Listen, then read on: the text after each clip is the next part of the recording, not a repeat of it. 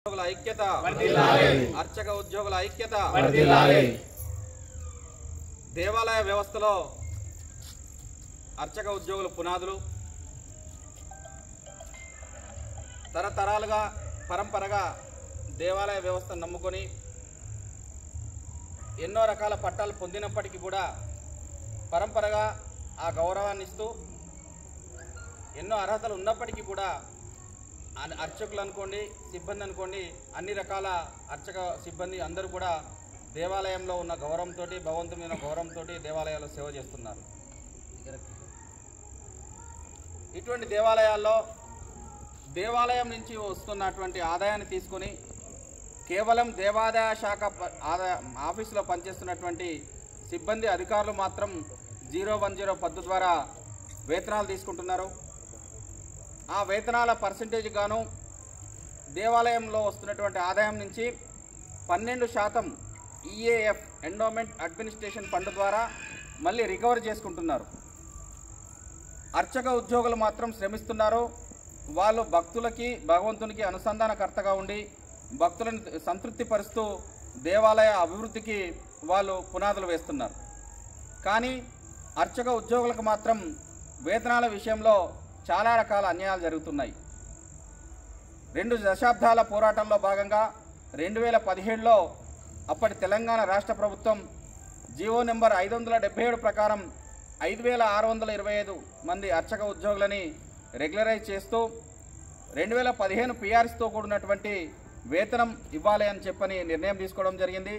ఆ జీవోలో చాలా స్పష్టం చేశారు, 1వ తారీఖు నాడు ప్రభుత్వ ఉద్యోగుల మాదిరిగా వేతనం చెల్లించాలని.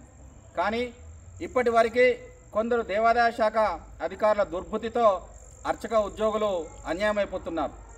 ప్రభుత్వం సానుకూలంగా ఉన్నప్పటికీ కూడా వారి నిర్ణయాల వల్ల, వాళ్ళ దుశ్చేష్టల వల్ల అర్చక ఉద్యోగ లోకం అన్యాయమైపోతుంది.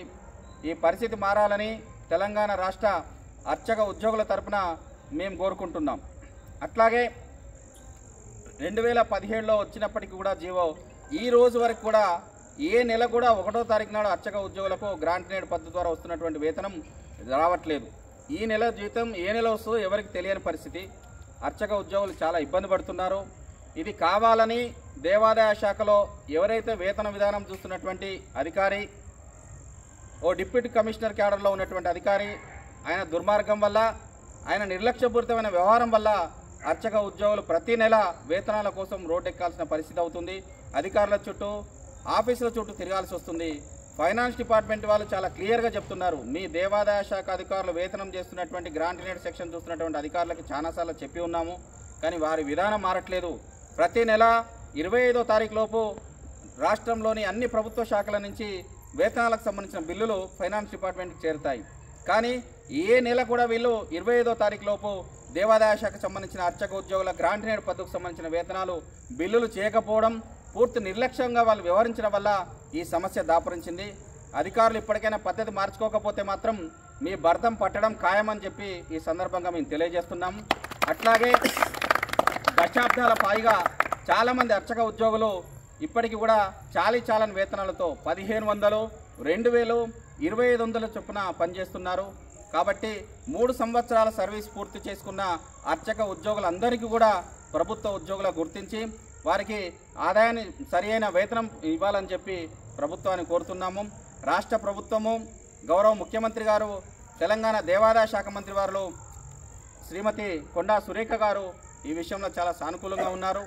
మేము 1-2 సందర్భాల్లో మా సమస్య వారికి విన్నవించిన పరిస్థితుల్లో తప్పనిసరి ప్రభుత్వంతో చర్చించి సానుకూలమైన నిర్ణయం తీసుకుంటామని చెప్పి సానుకూలంగా స్పందించారు. వారికి ధన్యవాదాలు తెలియజేస్తున్నాము. అట్లాగే అధికారులు మాత్రం, కొందరు అధికారులు సహకారంతో ఈరోజు ఇంత జీవితం గడుస్తున్నది. ఒకరిద్దరి నిర్ణయాల వల్లనే ఈ సమస్యలు ఎదుర్కొంటున్నాము. సహకరించే వాళ్ళకు ఎల్లవేళలా మేము కృతజ్ఞులుగా ఉంటాము. మా గుండెల్లో వాళ్ళు నిలిచిపోతారు. ఆ రోజు శివశంకర్ గారి వల్ల మాత్రమే ఈరోజు మేము గ్రాంట్ నేడ్ పొందుతున్నాము. వారు రిటైర్డ్ అయినప్పటికీ కూడా తెలంగాణ దేవాదాయ శాఖలో వారి చరిత్రలో, మా అందరి జీవితాలలో, మా అందరి హృదయాల్లో ఆచంద్ర తారార్కం వారు నిలిచిపోతారు ఒక అధికారి. అట్లాగా ఇప్పుడు కూడా మాకు సహకరిస్తున్న అధికారులు ఉన్నారు. కానీ ఒకరిద్దరు చేష్టలు మాత్రం చాలా ఇబ్బందికరంగా ఉన్నాయి. వారి అవినీతి పైన, వాళ్ళ వ్యవహారాలపైన తప్పనిసరి మమ్మల్ని ఇట్లాగా ఇబ్బంది పెడితే ఎంత దూరమైనా వెళ్తాము. వాళ్ళకి ఎట్లా బుద్ధి చెప్పాలో తెలియజేస్తాం. ముఖ్యంగా వచ్చే వారం రాష్ట్రంలోని అన్ని నియోజకవర్గాలు ఉన్నటువంటి అన్ని పార్టీల ఎమ్మెల్యేలకి అర్చక ఉద్యోగులు పడుతున్న సమస్యలపైన ఒక విధానంతో కూడినటువంటి కార్యాచరణ ప్రకటిస్తున్నాము.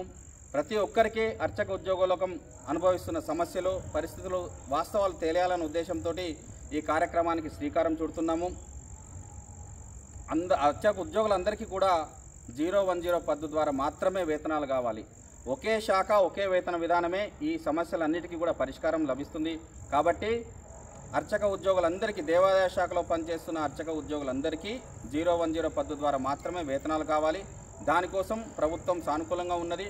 అధికారులు కూడా సహకరించి ఈ సమస్య పరిష్కరిస్తారని చెప్పి మనస్ఫూర్తిగా కోరుకుంటున్నాను. అర్చక ఉద్యోగుల సంఘం ఐక్యత.